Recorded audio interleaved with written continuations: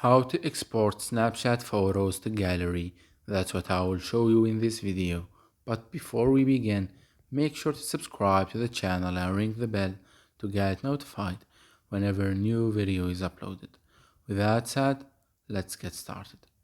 Now there are two ways to save and download the Snapchat photos to your gallery. The first one is manual and the second one is automatic. So let's go through both of them, starting with the first one. Go ahead and open up Snapchat and say, for example, you wanted to download this photo right here. Or what you need to do is you need to click on the three dots at the top right corner. Then from the given menu list, click on export or send snap.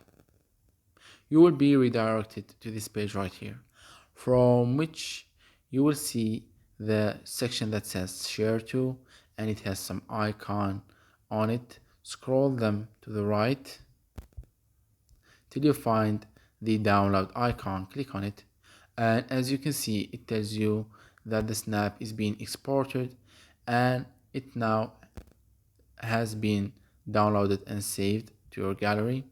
This is the manual option. The automatic option will allow you to do these steps that we just did, but in automatic way. So what you need to do is you need to click on the Bitmoji or avatar at the top left, and then click on the settings gear icon at the top right. And once you're here, you need to scroll down to the privacy control section, and from there click on memories, and here from the save destinations section at the bottom, click on save button, and here it tells you when you tap the save button while editing a snap, snaps will be saved to. You can choose either memories and camera roll, or you can choose camera roll only, whatever option suits you the best.